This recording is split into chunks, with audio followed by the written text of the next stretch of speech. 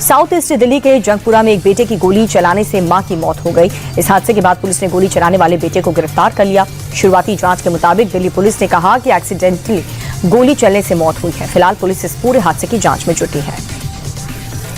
किराना store पर चुपके से चोरी करना एक शख्स को काफी महंगा पड़ गया। खबर हरियाणा के करनाल की, जहां पर वीडियो में दिख रहे शख्स ने स्टोर के सामने चुरा करके अपनी पैंट में छिपा लिया और ये व्यक्ति ऑस्ट्रेलिया से टूरिस्ट वीजा पर भारत आया था।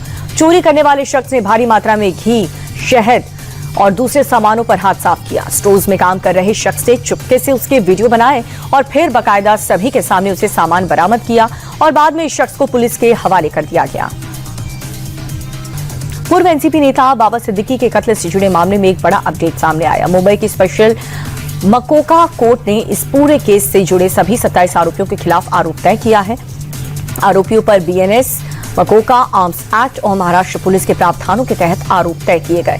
बता दें कि 12 अक्टूबर 2024 को ऑफिस से निकलते समय बाबा सिद्दीकी की हत्या कर दी गई थी। बिहार के हाजीपुर में असामाजिक तत्वों ने जम करके उत्पात मचाया। मटन उधार न देने पर उपद्रवियों ने पहले तो रेस्टोरेंट के स्टाफ को बुरी तरह से पीटा और उसके बाद होटल में भी जमकर तोड़फोड़ की। पीड़ित ने मामले की शिकायत पुलिस से की।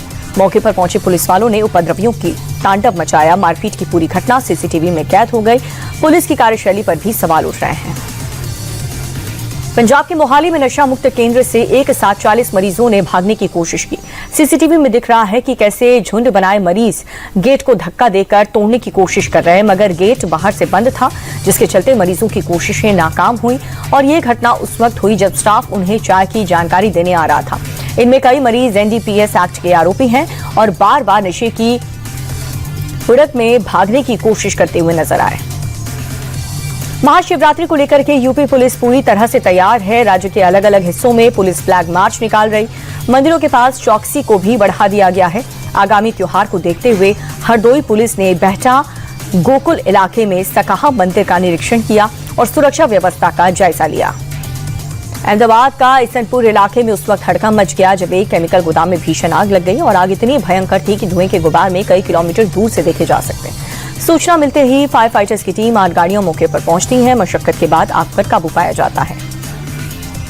यूं तो अब पहाड़ों में बर्फबारी थम सी गई है, मगर लद्दाख के द्रास में फ्रेश स्नोफॉल से लोगों की टेंशन बढ़ गई है। द्रास की सड़क पर सफेद बर्फ की चादर बिछी और इससे कई रूट्स जो है वो जाम हो गए। हालात को देखते हुए बीआरओ मार्केट में तैनात हैं और सड़क पर जमी मोटी बर्फ की परत को हटाने में लगे हुए हैं।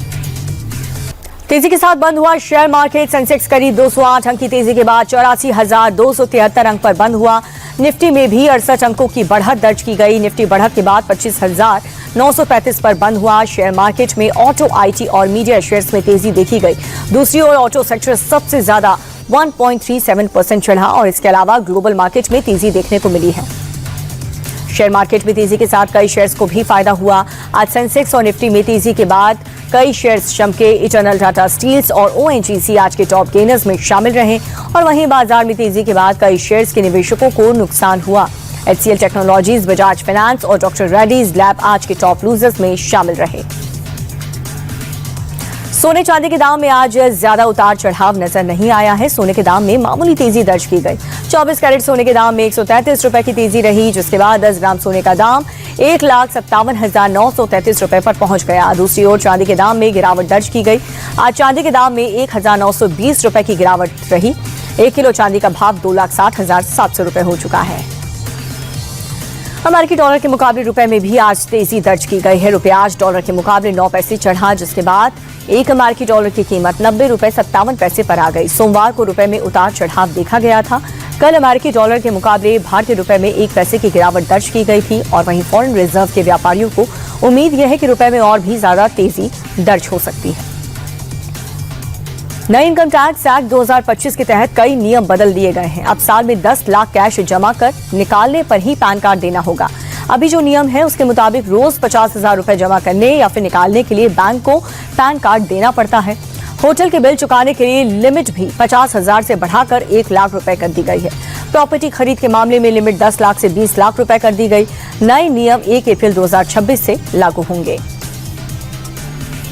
एम्प्लॉय प्रोविडेंट फंड ऑर्गेनाइजेशन अब जल्द ही नए मोबाइल ऐप के जरिए यूपीआई से पीएफ का पैसा निकाल सकेंगे। मार्च या फिर अप्रैल में ईपीएफओ एक नया ऐप लॉन्च करने जा रहा है। नया ईपीएफओ EPFO ऐप उमंग ऐप से अलग होगा और साथ ही यूजर्स इस ऐप को भीम ऐप और दूसरे UPI ऐप से भी लिंक कर सकेंगे। EPFO 100 डमी अकाउंट से इस ऐप का ट्रायल कर रही है और साथ ही क्लिनिकल गड़बड़ियां दूर की जा रही हैं।